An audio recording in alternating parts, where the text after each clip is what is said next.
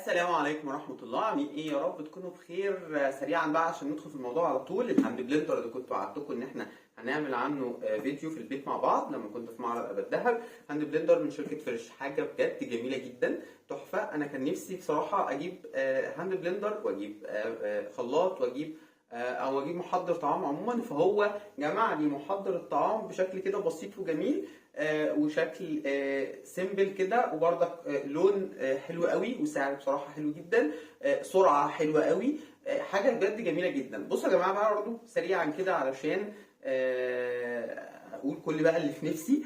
انا كنت بصراحه سالت عن ميانتا وبراون، بس انا ما كنتش مقتنع ان انا هجيبهم، لان كنت كل ما اسال حد عايز اجيب محضر طعام او اجيب كبه يقولوا لي ميانتا براون، ميانتا او براون. فلما سالت لقيتهم صناعه فرنسيه، وفرنسا بصراحة من الدول اللي عملت إساءة للرسول صلى الله عليه وسلم. فطبعا أنا بصراحة كنت مقاطع المنتج الفرنساوي خالص، فلما لقيت المنتج ده عجبني جدا فقلت لا، يبقى أولا هشجع صناعة بلدي، ثانيا هاخد ثواب إن أنا مش عايز اتعامل مع دولة زي دي، واساسا الدولة دي بالذات ليها باع طويل معانا ومع العرب عموما. فاللي هو لا، انا مش حابب ان انا انفعهم خالص، وانفع منتج بلدي احسن. وتعالوا بقى نشوف مع بعض فعلا الامكانيات بتاعته على الطبيعه وبشكل عملي. يلا بينا علشان ما اطولش عليكم بقى اكتر من كده.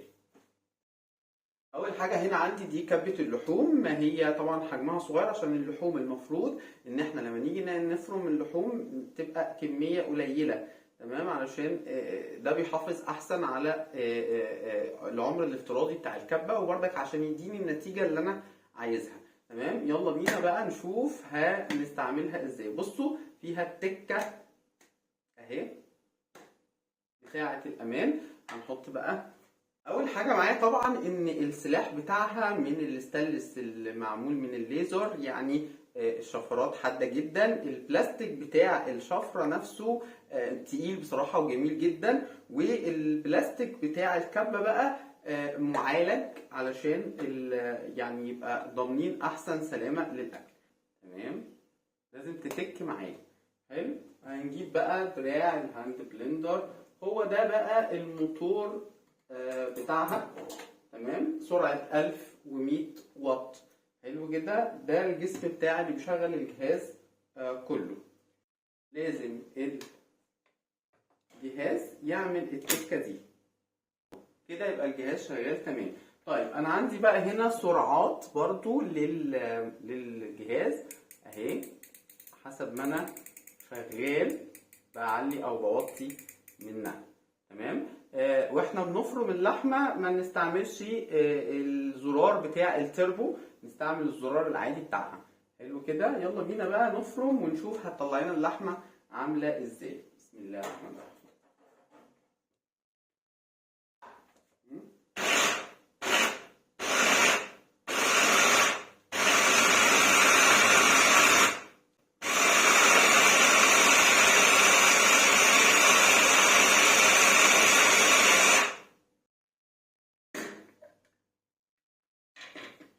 بصوا بقى، حاجة بجد فظيعة، فعلا جميلة جدا.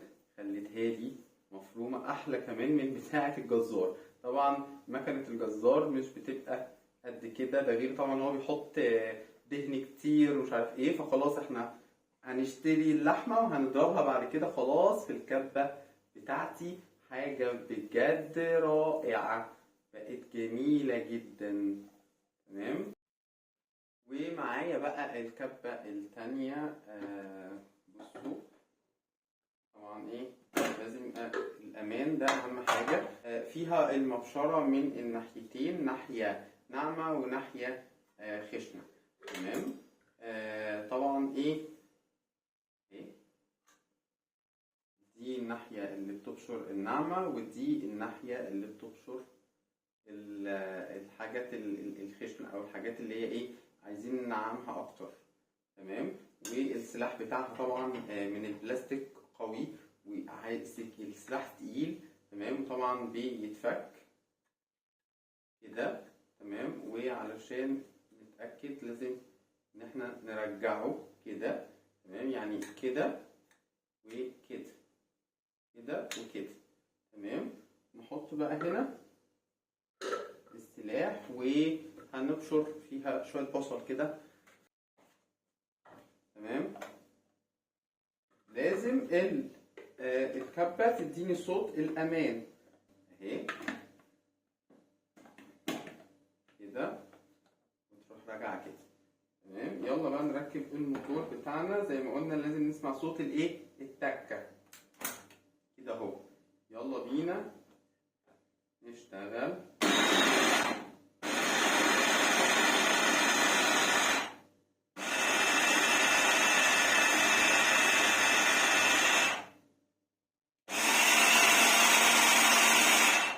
ده التربو يبقى اسرع شويه. طبعا انا ممكن ازود السرعه، ممكن اقلل السرعه، اقل شويه.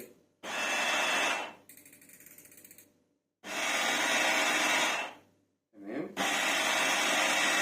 بصوا بقى، تعالوا نشوف بقى البصل بقى عامل ازاي.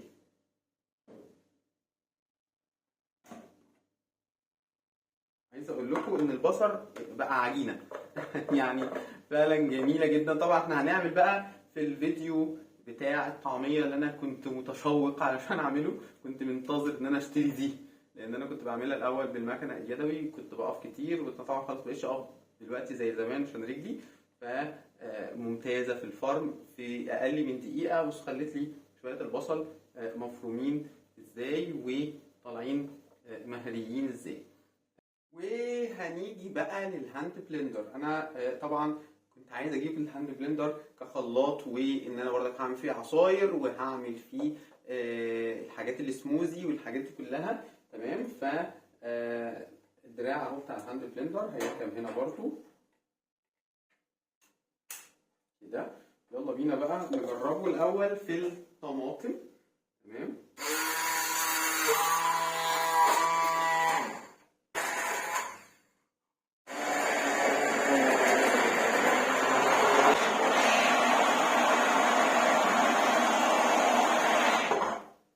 نعرف اذا كان الهاند بلندر كويس ولا لا لما يعمل معانا الحركه دي. تمام. يعني لما نشغله والوعاء يطلع معانا لفوق، اول ما بوقفه بينزل الوعاء تاني. تمام. عمل معايا الطماطم بصراحه. انا بعمل بقى الطماطم دي عشان اوريكم اللي هو بيعمل طبعا اي حاجه. طبعا هنعمل بيه شوربه العدس بقى، اي حاجه من الحاجات دي.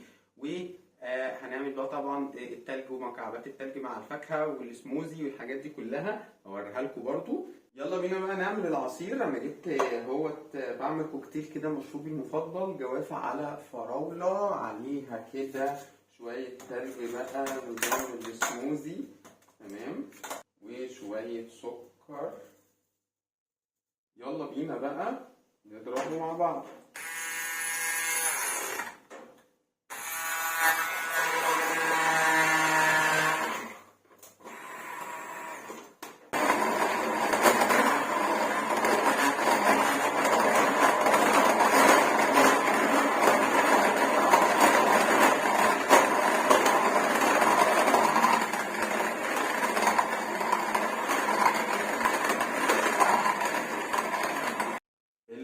الوعاء بيبقى سعة 800 مللي. تمام كده، يعني تقريبا لتر الا ربع يعني.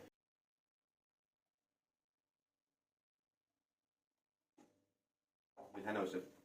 اخر حاجه معايا بقى ان انا كده هعمل كيكه دلوقتي. هوريكم بقى سريعا كده ضرب المكونات بسرعه.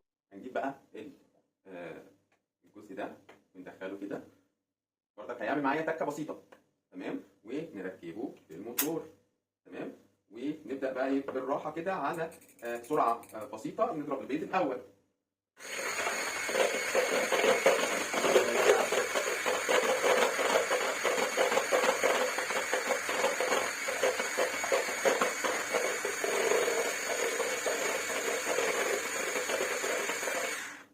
تمام. بعد كده هضيف له السكر ونضربه.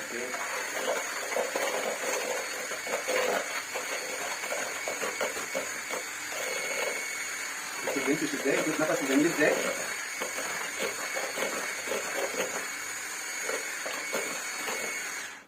نزود بقى السرعه شويه.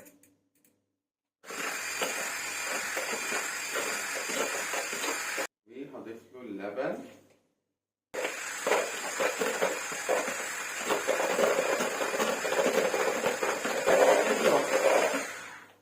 عشان ما اطولش عليكم بقى ايه، انا هكمل بقيه مكونات الكيكه تمام، عشان ما اطولش عليكم اكتر من كده. تمام. بجد حاجه في منتهى الروعه، حاجه فعلا رائعه. تمام. هاند بلندر والكبه والمبشره وكبه اللحمه والوعاء ومضرب البيض، يعني كيتشن صغير كده وجميل، سرعه 1100 واط. الوعاء زي ما قلنا 800 مللي، وكان فعلا لاخره خالص اهو، كان مليان و قبل ما نصب العصير يعني كان مليان ومستوعب وزي الفل. الحاجه بتتحضر في دقيقه، يعني مش في دقايق، في دقيقه واقل كمان من دقيقه زي ما شفنا في البصل واللحمه والحاجات دي. كل حاجه هنعملها خلاص في البيت بسبب الكيتشن دون. يعني انا اقدر اعمل كفته الرز بقى والطعميه والكفته والفراخ الكفته او كفته الفراخ، يعني البرجر، كل الحاجات هعملها خلاص في البيت. وكل اللي كان معطلني الكيتشن وانا خلاص جبته. تمام. يا رب يكون الفيديو عجبكم وفعلا منتج يستحق الثقه. هسيب لكم بردك رابط المعرض اللي انا جبته منه في التعليق في صندوق الوصف. تمام. يا رب بقى ما تنسونيش في اللايك والشير والاشتراك في القناه وفعلوا زر الجرس عشان يوصلكم كل جديد، واشوفكم بقى في الفيديو اللي جاي، ومع الف سلامه.